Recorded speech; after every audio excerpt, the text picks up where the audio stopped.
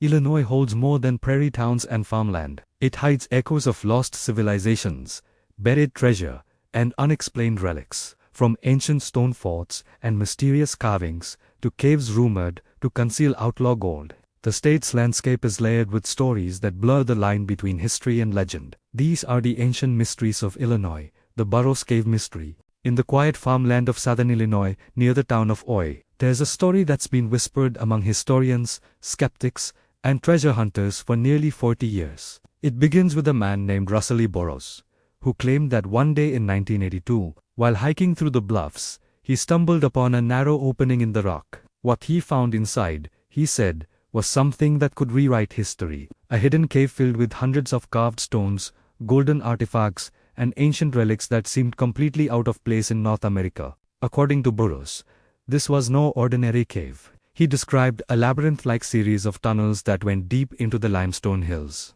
a place so vast that he supposedly explored only a fraction of it. The walls, he claimed, were covered in inscriptions, Egyptian hieroglyphs, Phoenician letters, and even Latin phrases. The artifacts he said he found there included carved tablets depicting warriors, kings, and gods that seemed to belong to civilizations separated by oceans in centuries. To him, it was proof of an ancient transatlantic civilization that had settled in the Midwest long before Columbus ever dreamed of crossing the Atlantic. It sounded unbelievable, and maybe that's why it caught so much attention. News of Burrows Cave spread quietly, at first, through fringe archaeology circles, then exploded in the 1990s as photos and rubbings of the mysterious stones began to circulate. Many people wanted to believe that the cave was real, that the ancient world had left traces far beyond what mainstream history accepted. But there was a problem. No one else could ever seem to find it. Burrows guarded the location fiercely, saying he was afraid the government or looters would destroy it.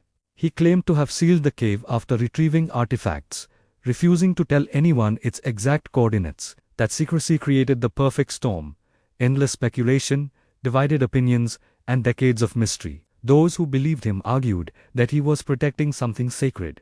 They pointed to the intricate carvings on the stones as evidence of a lost Mediterranean culture that reached America thousands of years ago. Some thought they saw images of Egyptian-style deities, crosses, or faces that looked distinctly African or Middle Eastern. Others said the artifacts hinted at a mixed culture, something that combined elements of Phoenician, Greek, and early Christian iconography. Critics, on the other hand, called it one of the greatest archaeological hoaxes of the 20th century. Archaeologists who examined the stones noted that the carvings lacked proper linguistic structure. The hieroglyphs didn't make sense. The Latin phrases were often misspelled or randomly assembled. And the patina, the thin natural layer that builds up over centuries, didn't match what would be expected from artifacts supposedly thousands of years old. Still, even with the growing criticism, Burrows stood by his story until his death. He gave interviews, sold or traded hundreds of stones, and even worked with researchers who tried to document everything he claimed. But since the cave itself remained undiscovered,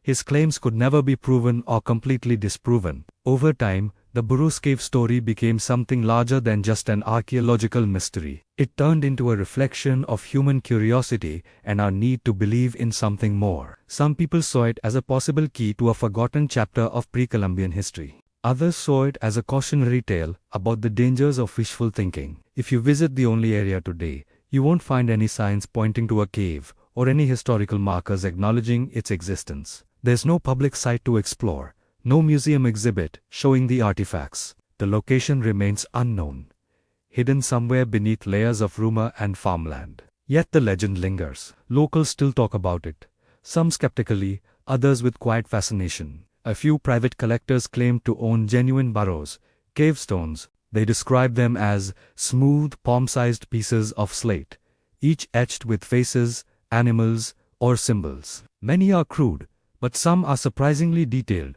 as if carved by someone with real artistic training. Whether these were made by ancient hands or modern ones is impossible to say for sure, but for believers, each stone is a fragment of a story, too important to dismiss. Interestingly, this isn't the only time such mysterious, out-of-place artifacts have surfaced in the Midwest. Similar stones, sometimes called the Illinois tablets, have been discovered in other parts of the state over the last century. Most were dismissed as forgeries, but to some they add fuel to the idea that ancient travelers may indeed have reached the Mississippi Valley long ago. Archaeologists point out that the region was home to one of North America's most advanced ancient cities, Cahokia, located just across the state, in Collinsville.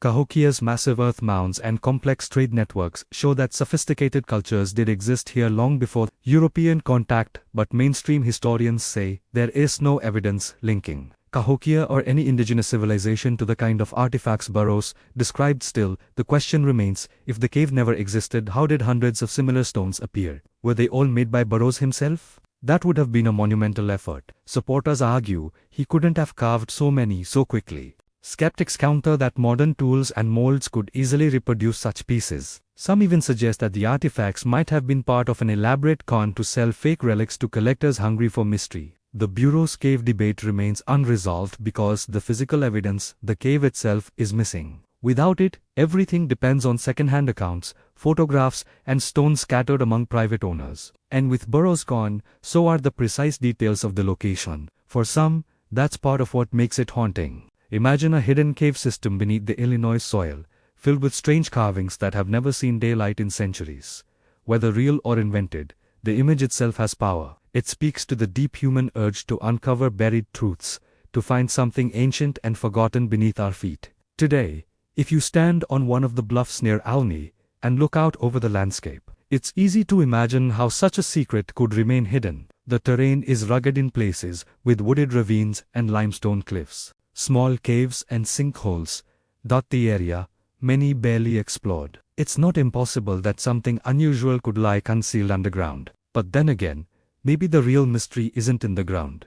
It's in the story itself. How a single man's claim can ignite decades of fascination. How belief, doubt, and imagination can blend until the truth feels just out of reach. In the end, the Burrows Cave mystery stands somewhere between legend and archaeology, between skepticism and wonder. Whether it was a hoax, a misunderstanding, or a hidden truth still waiting to be rediscovered, it continues to draw people in.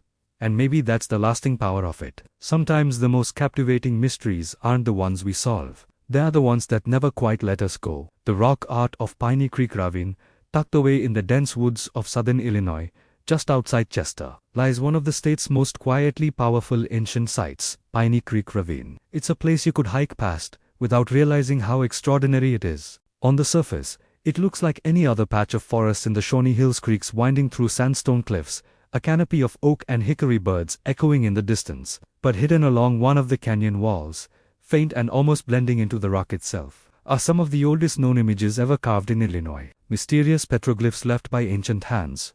This spot, now known as the Piney Creek Ravine State Natural Area, feels like walking through a time capsule. The petroglyphs carvings pecked into the stone surface are believed to date back hundreds, maybe even over 1,000 years. Archaeologists think they were made during the late Woodland or Mississippian periods, somewhere between 400 and 1,000 years ago. That means the people who carved them were here long before European settlers, and possibly before the great city of Cahokia reached its peak. The images themselves are both simple and strange. Some are recognizable figures that look like humans, deer, birds, and snakes.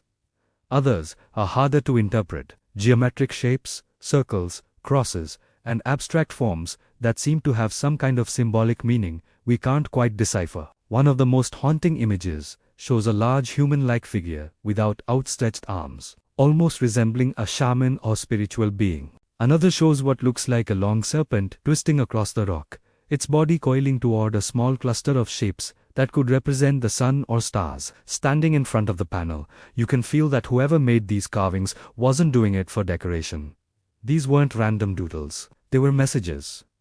Maybe prayers, stories, or warnings. Maybe maps of the spirit world or records of seasonal changes. The truth is, no one knows for sure, but the effort it took to make them, chipping each line into the sandstone using stone tools, suggests they held deep meaning for the people who created them. Over time, archaeologists have identified around 150 individual carvings across several panels in the ravine, making Piney Creek one of the largest rock art sites in Illinois. Many of them are faint now, worn down by centuries of rain and wind, but they're still there if you know where to look. The site is protected, and access to the main petroglyph panel is limited to preserve it, but the surrounding trails give a sense of the land's sacred quiet. The location itself seems intentional. The carvings are found in a secluded part of the ravine, hidden from easy view and near a natural water source. That combination, rock, water, and isolation, is often linked to sacred spaces in ancient Native American traditions. Across North America,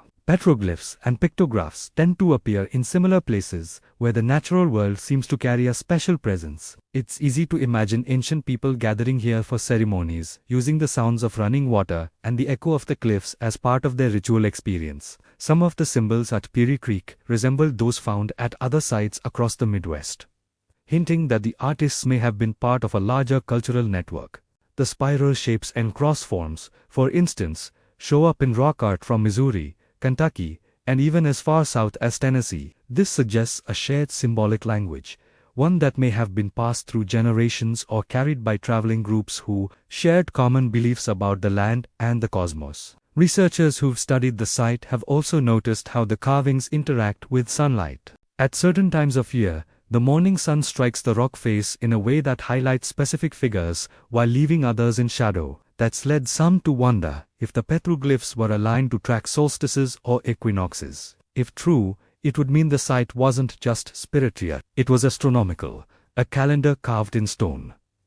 Of course, interpretations vary. Some scholars see Piney Creek as a ceremonial place used by shamans or healers. Others think it might have marked a boundary between tribal territories or a point along a seasonal migration route. A few even suggest the carvings were meant to connect with the spirits of ancestors, each figure a kind of offering to the unseen world. Whatever the purpose, what's undeniable is the emotional effect the place still has today. People who visit often describe a quiet, almost reverent feeling as they stand near the carvings.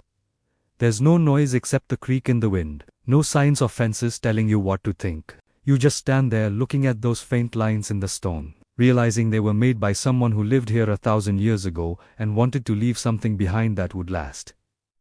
Sadly, the site has also faced its share of problems. In the mid-century, before it was fully protected, parts of the rock art were damaged by graffiti and erosion. Some carvings were chipped away by people, hoping to take pieces as souvenirs. Others were worn down by repeated tracing and photography. It was until the 1970s and 1980s that Piney Creek began to receive proper archaeological attention and conservation efforts. Now it's carefully monitored by the Illinois Department of Natural Resources, and most visitors are encouraged to view from a distance. Their protection has helped preserve what remains, but it's also turned Piney Creek into a kind of hidden shrine for those who love ancient history. To reach it, you have to hike along narrow, uneven trails, crossing streams and sandstone ledges. When you finally arrive, the petroglyph wall doesn't immediately stand out. It blends into the rock until your eyes adjust. Then slowly, the figures begin to appear, one here, another there.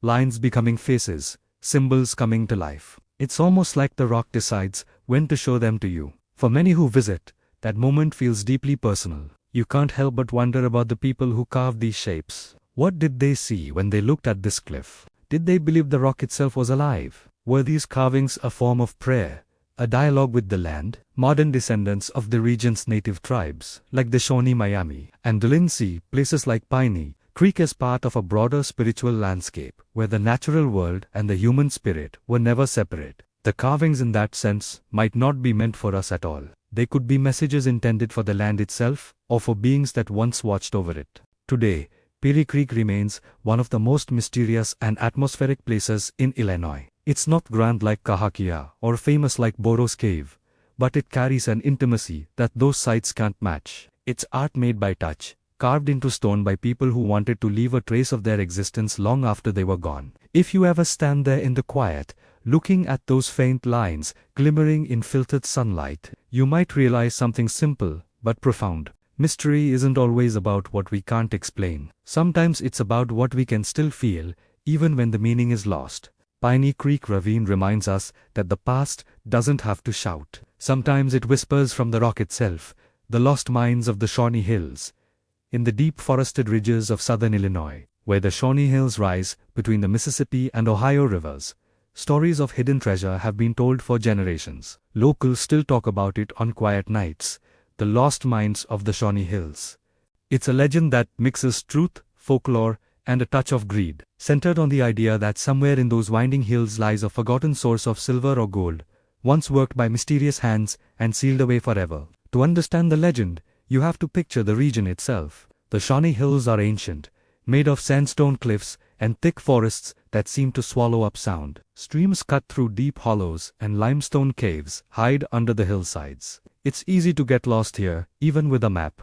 Early settlers called it both beautiful and treacherous, a land full of promise, but also secrets. The stories of lost mines go back to the early 1700s, when French explorers and traders moved through what was then the Illinois country. They had heard rumors from local tribes about places where the earth bled silver. Some accounts claimed the French discovered these veins and began mining small amounts of ore, smelting it near the Mississippi River.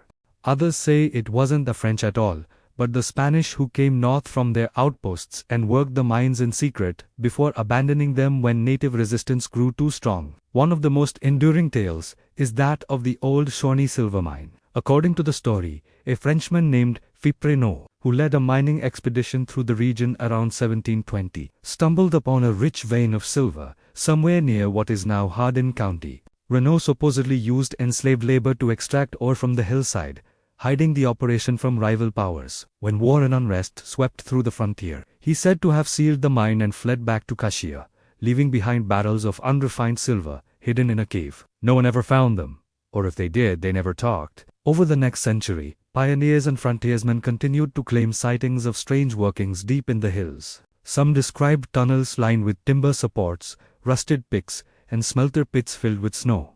Others claimed to have seen carved crosses or Spanish symbols near rock outcrops like markers, pointing the way. The stories varied with each telling. Some said the mines held gold, others silver, and a few even whispered of ancient copper. Yet they all agreed on one thing.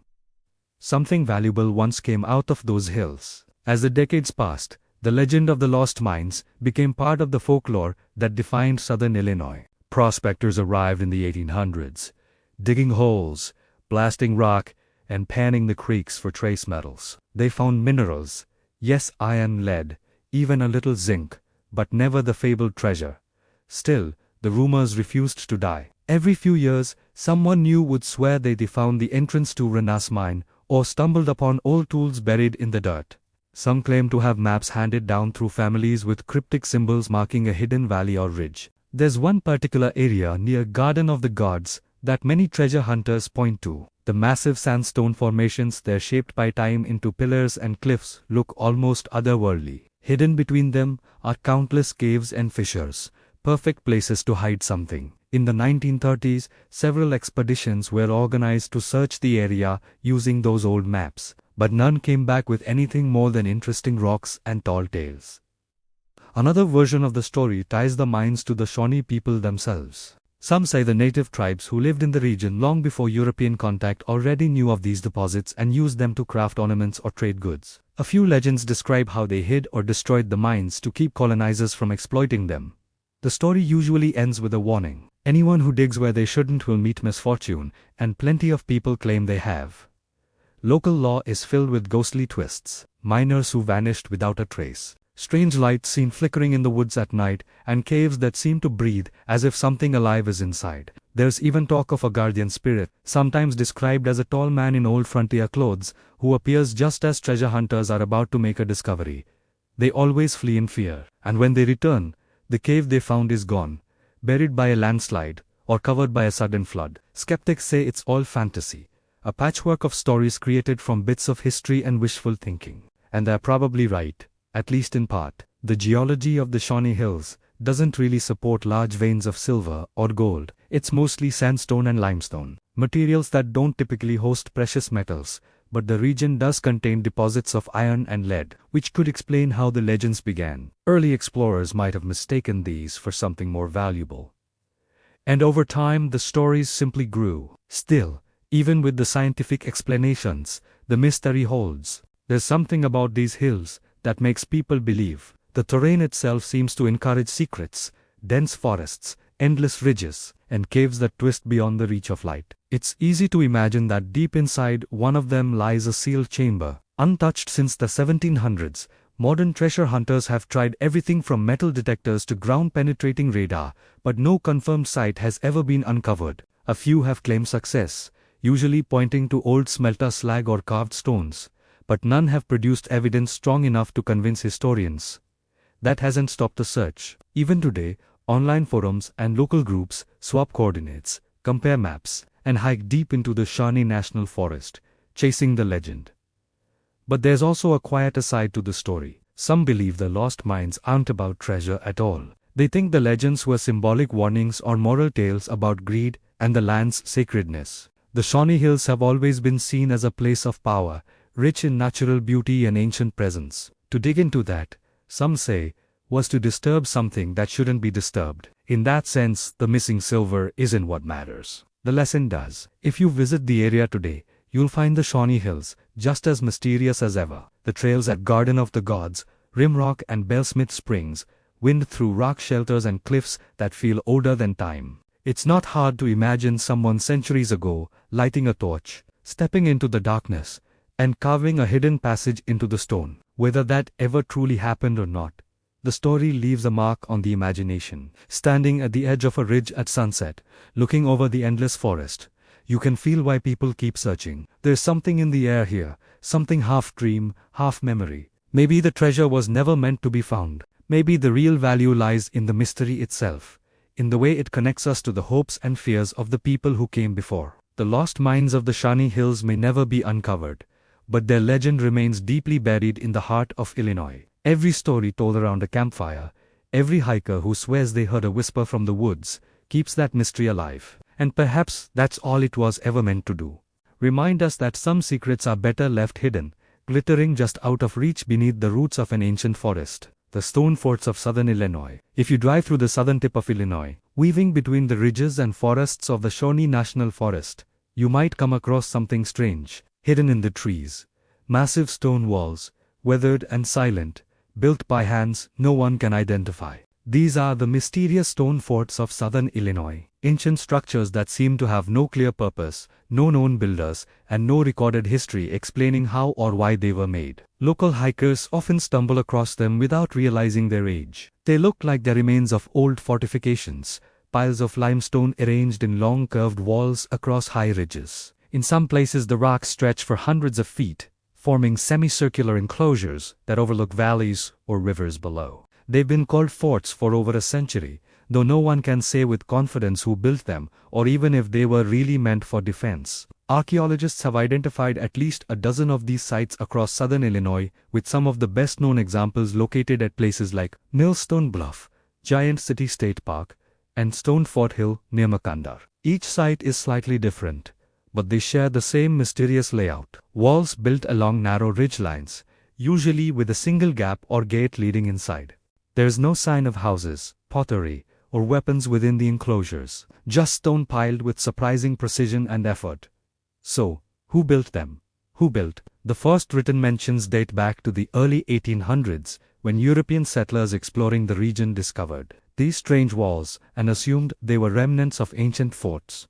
Some even believed they were built by early native tribes as lookouts against enemies. Others thought they were remnants of a forgotten race, part of the same mound myths that circulated before archaeologists fully understood the history of North America. By the late 19th century, scholars began studying them more closely. They discovered that most of the stone forts sit on naturally defensible high ground, suggesting they might have been used for protection or ceremony. But the real puzzle is their age. Radiocarbon tests from nearby sites and artifacts found in similar layers suggest the forts could date back as far as 4,500 BCE, around the time of the early woodland period, when mound building cultures were just beginning to emerge in the Ohio and Mississippi valleys. That means whoever built them lived long before Cahokia rose to power, long before written records, and long before modern tribal names were known. Some archaeologists think these enclosures may have been built by ancestral groups of the Native American tribes that later inhabited the region, perhaps used for temporary defense or ritual gatherings, but others aren't convinced they were forts at all. If you stand at Giant City's stone fort, you'll notice how the wall curves gracefully across the ridge, following the natural contour of the land. It doesn't enclose a large space, just enough for a small group to stand within. There are no signs of extended occupation. No fire pits, no bones, no storage areas. It almost feels symbolic, like it marked a sacred boundary rather than a defensive position. Some researchers believe these sites could have been ceremonial centers or seasonal gathering places where ancient people met for trade, rituals, or observances of the stars. A few even suggest they might align with celestial events. Much like the mounds and earthworks farther south, the elevated ridges would have provided clear views of the horizon, making them ideal for watching the sunrise or tracking solstices. That idea adds another layer to their mystery. Were the stone forts actually temples in disguise, places where ancient people connected with the sky and the land? Of course, there's another possibility that they served multiple purposes over time. Early builders may have used them for spiritual reasons, while later groups reused them as strongholds or lookout points. Ancient sites often evolve like that, adapting with each generation that rediscovers them. Legends around these stone forts have always been strong in southern Illinois. Some locals tell stories of hidden tunnels beneath them, leading deep into the bluffs. Others speak of strange lights seen flickering around the walls at night, or whispers that echo in the trees. A few believe the structures are connected to ancient mound-building cultures and may have once formed part of a broader sacred landscape, stretching all the way to the Ohio River. One site that often captures imaginations is Millstone Bluff, located near Simpson. Unlike the others, this ridgetop site contains both a stone enclosure and evidence of later Native American occupation. Petroglyphs, carvings of human figures, animals and symbols can still be seen etched into the rock surface. Standing there surrounded by forest and silence, you get a sense of how layered the past truly is. You can almost feel the weight of generations who came and went, each leaving their mark on the same stones. Modern archaeology has tried to bring order to the mystery, but the forts resist easy answers. Excavations have revealed little beyond the stones themselves. There are no inscriptions or clear indicators of what rituals might have taken place. The effort it would have taken to haul and arrange thousands of pounds of rock suggests a purpose that went beyond simple utility. Whatever these structures meant, they mattered deeply to the people who built them. Today, most of the known stone forts are protected within parks or forest reserves. You can hike to many of them, though the trails are often rugged. A giant city, the main wall stands quietly among the trees, moss-covered and half-collapsed in places, but still impressive. It doesn't take much imagination to picture how it looked when it was first built. Newly stacked stone glinting in the sunlight, the view stretching endlessly over the valley below. Visiting one in person feels both grounding and unsettling. There's no plaque to explain exactly what you're looking at. No certainty, just speculation. You can stand there for a long time trying to piece together the story from the silence. The forest around you hums softly. The air feels heavy with age, and you start to understand why these places inspire so many theories. Some locals believe the forts were part of a defensive network built to protect a vanished people from enemies who never made it into written history. Others think they're remnants of a ceremonial complex that connected ancient tribes across vast distances. A few modern theorists even link them to more far-fetched ideas: Atlantean travelers, old world explorers, or remnants of an advanced prehistoric civilization. None of that can be proven, but the sense of mystery is real. It lingers in the air, in the texture of the stones, in the way the walls still hold their shape after thousands of years. Whether the forts were strongholds, temples, or territorial markers, they remind us that ancient Illinois was far more complex and connected than most people realize. If you visit today, the forts don't look like much at first glance, just piles of rock on a hill. But if you stand still and listen, you might feel the same thing early settlers did when they found them. A quiet awareness that this land has secrets, and some of them are still hiding in plain sight. The cave and rock legends and hidden treasure tales. Perched high above the Ohio River on the rugged bluffs of southern Illinois is one of the state's most dramatic and mysterious places: Cave and Rock. This natural landmark, carved into solid limestone, has been a witness to centuries of history, legend, and lawlessness. At first glance, it's a stunning geological wonder. A yawning cavern about 55 FFT wide,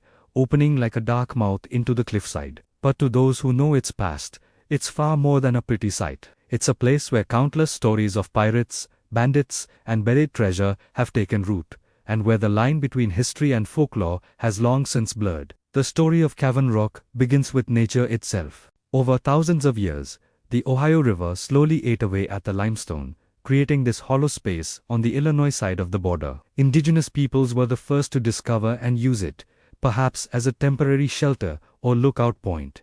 Later, early European explorers and traders marked it on their maps as a navigational point. But by the late 1700s, as flatboats and keelboats began drifting down the river toward the Mississippi, Cavern Rock gained a darker reputation. This was the frontier. Wild, lawless, and unpredictable, the Ohio River was the main highway of commerce, but also a corridor of danger. Bandits and conmen soon realized that this cave made the perfect hideout. From its high vantage point, they could spot incoming boats, lie in wait, and ambush unsuspecting travelers. It was remote enough to vanish into, yet close enough to the river to launch quick attacks. The first group linked to the cave was a gang known as the Mason Gang, led by the ruthless Samuel Mason. Mason had once been a Revolutionary War soldier, but after deserting, he turned to robbery and murder. His band of outlaws, along with river pirates and counterfeits, used Cavern Rock as their den in the late 1790s. They'd waved down riverboats pretending to offer food or trade, then rob and sometimes kill the crew. Victims' bodies were said to be dumped into the Ohio River below. Some tales even describe makeshift gallows set up inside the cave for those who resisted. When Mason's gang was finally broken up, others filled the void. Among the most famous were the Harp brothers, two of America's first known serial killers. In the late 1790s, Big and Little Harp terrorized the frontier, killing travelers for sport and hiding their loot in the cave. According to legend, they used the cave not just as a hideout, but as a gruesome base of operations. One story claims they even displayed a decapitated head at the cave entrance as a warning. The Harps were eventually hunted down, but their legend left an indelible mark on the place. As decades passed, Cavern Rock continued to draw outlaws and adventurers. By the early 1800s, counterfeits, smugglers, and river pirates all took turns claiming it. Stories spread of gold and silver hidden in the nearby hills, treasure buried in the cave floor, and secret tunnels leading from the cavern to the river bank below. Locals whispered about strange lights seen near the cave at night. Some believed they were ghostly lanterns of long-dead thieves, still searching for their lost loot. Not all the tales were dark, some were just strange. There are accounts of travelers who claimed to hear voices echoing from deep within the cave, or of seeing shadowy figures on moonlight nights that vanished when approached. Others reported finding crude carvings on the walls, initials, symbols, even what appeared to be maps, scratched into the limestone. Whether these were the marks of early visitors, treasure hunters, or the bandits themselves, no one really knows. By the 1820s, river traffic had changed, and law enforcement grew stronger along the frontier. The days of river piracy were ending. Cave Rock became less a criminal den and more a curiosity, a stop for travelers who'd heard of its notorious past. Writers and journalists visited, spreading its legend farther. Eventually, in 1929, the land around the cave was turned into Cave and Rock State Park, preserving both the natural formation and its eerie history. Visiting the site today, you can still feel that atmosphere. The cave sits at the base of a high cliff facing the slow-moving Ohio River. A winding trail leads down from the park above, and as you step inside, the temperature drops sharply. The sound of the river fades, replaced by the echo of your own footsteps. Sunlight filters through the entrance, painting the limestone walls in soft gold. It's quiet now, peaceful even, but you can't help feeling the weight of everything that's happened here. Some say that if you visit at dusk, when the last light hits the river, you might hear faint whispers carried by the wind. Locals still talk about ghostly figures near the entrance or lights flickering deep inside the cavern. Treasure hunters occasionally show up with metal detectors, convinced that somewhere within those dark walls lies a stash of Mason's stolen gold. None have found it, at least not publicly. But that hasn't stopped the search. Cavern Rock remains one of Illinois' most intriguing mysteries where history and folklore collide. It's a place that reminds you how thin the boundary is between myth and memory. Standing inside, you can almost picture those old flatboats drifting past, their lanterns bobbing on the water. You can imagine the outlaws lurking in the shadows, waiting for their next victim. And as you step back into the light, you realize that this cave, carved by nature and haunted by history, has outlasted them all. Today, it's a place for hikers, campers, and history lovers. Families picnic on the bluffs, where pirates once watched for boats. Children explore the dark recesses where treasure hunters once dug. Yet even now, No one knows what truly lies beneath the surface. What relics, what secrets, or what stories remain hidden in the stone. Cave and rocks legends endure because they tap into something timeless. Our fascination with hidden treasure, danger, and the shadows of the past.